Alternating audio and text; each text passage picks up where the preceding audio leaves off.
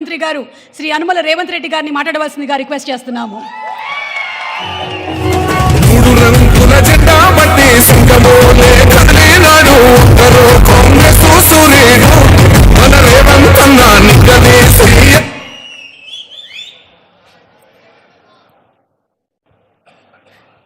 మిత్రులారా, ఈరోజు ఒక మంచి ఎకో టూరిజం పార్కును ప్రారంభించడానికి, ఎకో టూరిజంను ఒక మంచి పర్యాటక కేంద్రంగా, వ్యాపార దృక్పథం కాకుండా ఒక పర్యాటక క్షేత్రంగా తయారు చేసి రామ్దేవ్ గారు దాదాపుగా 25 సంవత్సరాల తన అనుభవాన్ని, ఆదాయాన్ని ఈ 150 ఎకరాలలో ఒక మంచి పార్కును ఏర్పాటు చేసి ఈ కార్యక్రమం ప్రారంభోత్సవానికి నాతో పాటు మెగాస్టార్, కేంద్ర మాజీ మంత్రివర్యులు, మనందరి అభిమాన నాయకుడు చిరంజీవి గారిని ప్రత్యేకంగా ఆహ్వానించి, అదేవిధంగా తెలంగాణ మంత్రివర్యులు జూపల్లి కృష్ణారావు గారిని,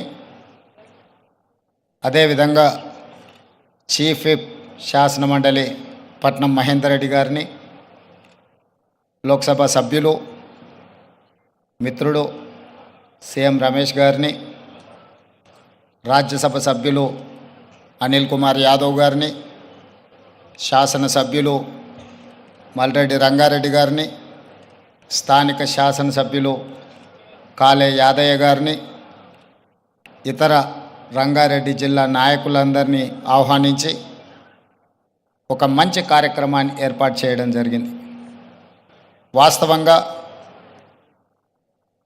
మా ప్రభుత్వం ఏర్పడిన తర్వాత అధికారులతో, మంత్రులతో చర్చించి తెలంగాణ రాష్ట్రం ఐటీ, ఫార్మా రంగాలలో రాణించడం, ఇన్ఫ్రాస్ట్రక్చర్ రంగాలలో దేశంలోనే ప్రముఖ సంస్థలు తెలంగాణ రాష్ట్రం నుంచి ఈరోజు నిర్మాణ రంగంలో రాణించినాయి. ఇక తెలంగాణ రాష్ట్రానికి కావలసింది temple tourism, health tourism, eco tourism. ఒక రాష్ట్రం యొక్క ఆదాయం పెరగాలి, ఒక రాష్ట్రానికి గుర్తింపు రావాలి అని అంటే పరిశ్రమలు, పెట్టుబడులే కాదు, ఆ రాష్ట్రంలో ఉన్న టెంపుల్ టూరిజం, ఎకో టూరిజమే ఆ రాష్ట్రం యొక్క ఆదాయాన్ని పెంచడమే కాకుండా రాష్ట్రం యొక్క గుర్తింపు, గౌరవాన్ని కూడా పెంచుతుంది. ఈరోజు మనకు సంబంధించిన మిత్రులు కావచ్చు, బంధువులు కావచ్చు, చాలామంది వాళ్ళ పిల్లల పెళ్ళిళ్ళు చేయాలన్నా, శుభ కార్యక్రమాలు ఏమైనా చేయాలి అని అంటే మన ప్రాంతం కాకుండా రాజస్థాన్కో లేకపోతే ఇతర దేశాల్లోకి వెళ్ళి అక్కడ కార్యక్రమాలు చేసుకుంటున్నారు. దానికి ప్రధానమైన కారణం ఆ ప్రాంతంలో ఉండే టెంపుల్ టూరిజం, అదేవిధంగా ఎకో టూరిజం. వీటితో పాటు ఎవరిని కదిలిచ్చినా మన వాళ్ళని బెంగళూరు జిందాల్లో జాయిన్ అయినని కొంతకాలము అని చెప్పి చెప్తూ ఉంటారు. మనం ఈరోజు మందిరాలను దర్శించుకోవాలంటే తమిళనాడుకో ఇతర రాష్ట్రాలకో వెళ్తున్నాం. ఫారెస్ట్లో ప్రకృతి సహజ వనరులను చూడాలి అంటే మధ్యప్రదేశో లేకపోతే ఇతర రాష్ట్రాలకు వెళ్తున్నాం. అదేవిధంగా హెల్త్ టూరిజం విషయంలో కూడా మనం ఎక్కడెక్కడికో వెళ్ళాల్సిన పరిస్థితి. కానీ అన్ని సహజ వనరులు ఉన్న తెలంగాణ రాష్ట్రంలో ఇప్పటి వరకు ప్రభుత్వాల దృష్టి ఈ హెల్త్ టూరిజం మీద, ఎకో టూరిజం మీద, టెంపుల్ టూరిజం మీద ఫోకస్ లేకపోవడం వల్ల అద్భుతమైన ఆలయాలు ఉన్న తెలంగాణ రాష్ట్రం, అది 1000 స్తంభాల గుడి కావచ్చు, యునెస్కో గుర్తింపు పొందిన రామప్ప మందిరం కావచ్చు, లేకపోతే శ్రీశైలం కావచ్చు, రాజన్న వేములవాడ రాజన్న మందిరం కావచ్చు, ఇట్లాంటి చాలా మందిరాలు ప్రపంచ ప్రఖ్యాతిగాంచిన మందిరాలు మన దగ్గర ఉన్నాయి. ఈరోజు కవాల్ కావచ్చు, tiger reserve forest, Nallamala tiger reserve forest కావచ్చు, జూపల్లి కృష్ణారావు గారు ప్రాతినిధ్యం వహిస్తున్న కొల్లాపూర్ ప్రాంతం, నల్లమల అటవీ ప్రాంతం, కృష్ణానది జలాలు ప్రవహిస్తున్న ప్రాంతం, అక్కడ మందిరాలకు, అక్కడ ప్రకృతి సహజ వనరులకు కొదవలేదు. మల్లెల తీర్థం లాంటి ప్రాంతాలు మన దగ్గర ఉన్నాయి. కానీ వీటికి ఇవ్వాల్సినంత ప్రాధాన్యత, తీసుకురావాల్సినంత గుర్తింపు తీసుకురాకపోవడం వల్ల మన రాష్ట్రంలో temple tourism, eco tourism, health tourism వెనుకబడుతున్నది. ఈరోజు ఎకో టూరిజంలో టూరిజం పాలసీని ఈ మధ్యలోనే శాసనసభలో మనం చర్చించినాం. దానికి మంత్రి జూపల్లి కృష్ణారావు గారే ఆ పాలసీ తయారీలో కీలక పాత్ర పోషించారు. రాబోయే కొద్ది రోజుల్లో టూరిజం పాలసీని తీసుకొచ్చి టూరిజం పాలసీలో ఎకో టూరిజంను ప్రోత్సహించాలని ఈరోజు మన ప్రభుత్వం ముందుకు వెళ్తున్నది. కానీ ప్రభుత్వానికంటే ముందే ఎకో టూరిజం ఈరోజు రామదేవరావు గారి ఏర్పాటు చేసిన 150 ఎకరాలలో ఒక అద్భుతాన్ని సృష్టించిండు. ఈ అద్భుతం వారికి ఒక్కరికి ఆదాయం తెచ్చిపెట్టేది కాదు, రాష్ట్రానికి కూడా ఆదాయం తెచ్చిపెడుతుంది, రాష్ట్రానికి కూడా గుర్తింపు, గౌరవం తెచ్చిపెడుతుంది. ఈరోజు మనం మొక్కలు కొనాలంటే గోదావరి జిల్లాలకు వెళ్ళాల్సిన పరిస్థితి. ఎవరైనా జూబ్లీహిల్స్, బంజారాహిల్స్ లేదా ప్రముఖులు ఎవరైనా ఇల్లు కట్టుకుంటున్నారు అని అంటే గోదావరి జిల్లాల నుంచి మొక్కలు తెప్పించుకునే పరిస్థితి నుంచి ఈరోజు వికారాబాద్ చెవెళ్ళ ప్రాంతం నుంచే ఎవరు ఇల్లు కట్టుకోవాలన్న, ఇంతకుముందు పెద్దలు చిరంజీవి గారు చెప్పారు, 20 సంవత్సరాల క్రితమే వాళ్ళు ఇల్లు కట్టుకున్నప్పుడు జూబ్లీహిల్స్లో ఒక ప్రత్యేకమైన మొక్కల్ని పెట్టాలి అంటే రామ్దేవ్ గారి దగ్గర నేను తీసుకున్నాను. ఇది ఇంకా అభివృద్ధి పదం వైపు నడవాలి. ఈరోజు ఇక్కడ జరిగిన అభివృద్ధి ఇక్కడ మన కళ్ళకు కనిపిస్తున్నది 30%. నేను అనుకోవడం ఇంకొక సంవత్సరంన్నర తర్వాత ఇది ఒక అద్భుతమైన పర్యాటక క్షేత్రంగా మారుతుంది అనడంలో ఎలాంటి సందేహం లేదు. ఖచ్చితంగా ఇది ఆ దిశగా రాణిస్తుంది. ఇక్కడ మేము కొంతనే చూసినాం, మిగతా ఏర్పాట్లు కూడా అద్భుతంగా చేస్తున్నారు. దీంతో పాటు ఇంతకుముందే మా యాదయ్య గారు చెప్తున్నారు, వికారాబాద్కి హవా లాఖో రూపాయి కా దవా అని. వికారాబాదులో ఉన్న అడవిని ఆనాడు నిజాం సర్కార్ మెడిసినల్ ప్లాంట్స్ పెట్టి మీకు మొత్తం తెలంగాణ రాష్ట్రంలో ఉండే టెంపరేచర్ కంటే చిరంజీవి గారు వికారాబాద్లో వికారాబాద్ అటవీ ప్రాంతంలో 2-3% టెంపరేచర్ తక్కువ ఉంటుంది. లెప్రసీ వచ్చిన వాళ్ళని వీళ్ళని తీసుకొచ్చి ఇక్కడ వికారాబాద్ ప్లాంటేషన్ అక్కడ వదిలేస్తే 2 monthsలో ఆటోమేటిక్ ఏ ట్రీట్మెంట్ అవసరం లేదు. ఇక్కడ ఉండే ప్రకృతి సహజ వనరుల వల్ల వాళ్ళకి ఆ రోగం నివారించబడుతుంది. గతంలో మెడికల్ ట్రీట్మెంట్ లేనప్పుడు ఎవరికైనా లెప్రసీ వస్తే వాళ్ళ కుటుంబ సభ్యులను ఇక్కడ తీసుకొచ్చి వికారాబాద్లో వదిలేస్తే 2-3 నెలల తర్వాత వాళ్ళని మళ్ళీ తీసుకెళ్తే వాళ్ళు టీబీకి సంబంధించి ఏ సమస్య వచ్చినా ఇక్కడ ఆ కుటుంబ సభ్యులను వదిలేసిపోతే 2-3 నెలలలోనే ఆటోమేటిక్ ఇక్కడున్న ప్రకృతి సహజ వనరులతో వాళ్ళకి తగ్గిపోయేది. అంటే ఈ ప్రాంతానికి ఒక ప్రత్యేకత ఉన్నది. అందుకే ఈరోజు జిందాల్ లాంటి వాటికి ఎక్కడికో వెళ్ళడం కాదు, ఇక్కడనే పెద్ద పరిశ్రమలకు సంబంధించిన వ్యక్తులు తొందరలోనే ఇక్కడ పెద్ద ఎత్తున ఏర్పాటు చేయబోతున్నారు వికారాబాద్ ప్రాంతంలో.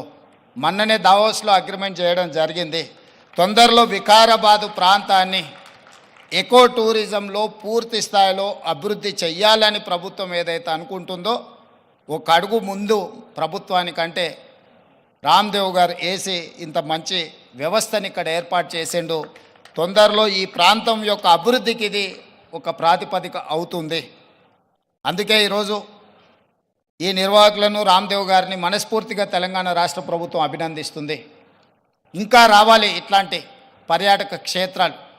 ఇదొక వ్యాపార కేంద్రంగా కాకుండా పర్యాటక క్షేత్రంగా కూడా రాణిస్తుంది అనడంలో ఎలాంటి సందేహం లేదు. ఈరోజు నాతో పాటు చిరంజీవి గారు, సీఎం రమేష్ గారు, మా మంత్రులు, శాసనమండలి సభ్యులు, శాసనసభ్యులు అందరు రావడం, ఇట్లా కార్యక్రమం రోజువారీగా ఎన్నో రాజకీయ కార్యక్రమాలలో పాల్గొంటుంటాం. కానీ ఈ కార్యక్రమంలో పాల్గొనడానికి ఒక ప్రత్యేకత ఉన్నది. ఈ ప్రత్యేకత రాష్ట్రం యొక్క ఆలోచనకు అనుగుణంగా ఉన్నది. ఈరోజు రాష్ట్ర ప్రభుత్వం ఏదైతే ఎకో టూరిజం పాలసీలో ఇలాంటి పార్కులు మేము డెవలప్ చేయాలనుకుంటున్నామో రాబోయే రోజుల్లో ఖాళీ వరి పండించడమే కాదు, ఇతర కమర్షియల్ క్రాప్స్ వైపు ఈరోజు వనాలు, ప్రకృతి వనాలను పెంచడానికి కూడా రైతులను ప్రోత్సహించడానికి ప్రభుత్వం వైపు నుంచి ప్రణాళికలు ఉన్నాయి. వాళ్ళందరికీ కూడా ఇలాంటి వ్యాపార కేంద్రాలు ఉంటే రైతులు పెంచే మొక్కల్ని కొనుగోలు చేయడానికి అవకాశం ఉంటుంది. 1,000,000 మొక్కల్ని తెలంగాణ రాష్ట్ర ప్రభుత్వం పెట్టాలంటే ఎక్కడో ఒకడ గ్రామాల దగ్గర ఆ మొక్కలను పెంపడానికి క్షేత్రాలు ఇస్తున్నాం. కానీ 6 నెలలు సంవత్సరమే పెంచితే అవి మేము నాటినప్పుడు 20-30% కంటే ఎక్కువ బ్రతకడం లేదు. అందుకే రాబోయే రోజుల్లో మా మంత్రి గారికి సూచన చేస్తున్నా, అదేవిధంగా ఫారెస్ట్ మినిస్టర్ గారికి కూడా నేను ఆదేశాలు ఇస్తా. 2-3 సంవత్సరాలు పెంచిన మొక్కల్ని తీసుకెళ్ళి నాటితే మొక్కలు బతకడానికి ఎక్కువ అవకాశం ఉంటుంది. కానీ మరి రైతు 2-3 సంవత్సరాల ఆదాయం లేకుండా ఉండాలి అని అంటే రైతు బ్రతకం కూడా కష్టమవుతుంది. అందుకే దానికి తగ్గట్టుగా ధర చెల్లించి రాష్ట్ర ప్రభుత్వమే కొనుగోలు చేసి రాష్ట్ర ప్రభుత్వం నాటే హరితహారం మొక్కల్ని 3 సంవత్సరాలు 4 సంవత్సరాలు పెంచిన పెద్ద మొక్కల్ని నాటితే అది ఒక్క సీజన్లో మనం కాపాడుకోగలిగితే చాలు, అది తప్పకుండా చెట్టుగా వృక్షంగా మారే అవకాశం ఉంటుంది. అందుకే రాబోయే రోజుల్లో ప్రభుత్వం యొక్క విధి విధానాలను చర్చించుకొని వాటిని సవరించుకొని తెలంగాణ రాష్ట్రాన్ని ఒక ప్రకృతి వనంగా మార్చాలని. అక్కడ రామయ్య గారు ఉన్నారు, ఒక సామాన్యమైన రైతు. మీరందరూ వారు ఎవరో అనుకోవచ్చు. రామయ్య గారు ఆయన ఒక వ్యవసాయ కుటుంబం నుంచి వచ్చి మొక్కలు నాటే కార్యక్రమంలో భారత ప్రభుత్వం వారికి పద్మశ్రీ అవార్డు ఇచ్చింది. చిరంజీవి గారు రాణిస్తే చిరంజీవి గారికి పద్మభూషణ్ ఏ విధంగా ఒక రంగంలో రాణిస్తే ఇచ్చిండ్రో, ఒక రైతుకు కూడా మొక్కలు నాటడంలో రాణించినందుకు రామయ్య గారికి ఆ గుర్తింపు వచ్చింది. ఖమ్మం జిల్లాలో ఒక మారుమూల ప్రాంతంలో ఉండే ఒక వ్యవసాయ రైతు మొక్కలు నాటడం వల్ల పద్మశ్రీని సాధించిండు. అంటే ఒక కమిట్మెంట్, డెడికేషన్ ఉంటే ఈ ప్రభుత్వాలు గుర్తిస్తాయి, ప్రోత్సహిస్తాయి. రామయ్య గారు లాంటి వాళ్ళని మనం ఆదర్శంగా తీసుకోవాలి. అందుకే ఈ మధ్యకాలంలో కేంద్ర ప్రభుత్వాన్ని కలిసినప్పుడు మాకే నాంపే ఎక్ పేట్ అంటే తల్లి పేరు మీద విద్యార్థులందరూ ఒక మొక్కను నాటి దాన్ని సంరక్షించాలనే ఒక విధానాన్ని ముందుకు తీసుకొస్తున్నాము. ప్రతి విద్యార్థి తమ కన్న తల్లి పేరు మీద ఒక మొక్క నాటి ఆ స్కూల్లో ఆ మొక్కను కాపాడితే కొన్ని లక్షలాది కోట్లాది మొక్కల్ని ప్రతి సంవత్సరం మనం పెంచుకుంటూ పోవచ్చు. ఇట్లాంటి వినూత్నమైన కార్యక్రమాలను ప్రభుత్వం తీసుకురావాలనుకుంటుంది. తొందరలోనే ఈ విధి విధానాలతో ముందుకు వస్తాం. ఏది ఏమైనా రామ్దేవ్ గారిని మనస్ఫూర్తిగా అభినందిస్తున్నా.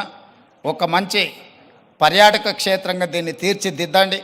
ప్రభుత్వం వైపు నుంచి అవసరమైన సహకారం తప్పకుండా ప్రభుత్వం అందిస్తుంది. మంత్రి జూపల్లి కృష్ణారావు గారు, స్థానిక శాసనసభ్యులు యాదయ్య గారు, మహేందర్ రెడ్డి గారు ఉన్నారు. ఏదైనా స్థానికంగా అంశాలు ఉన్నా కూడా వారు మీకు సంపూర్ణమైన సహకారాన్ని అందిస్తారని తెలియజేస్తూ మీ అందరి దగ్గర సెలవు తీసుకుంటున్నారు. ధన్యవాదాలు మిత్రులారా.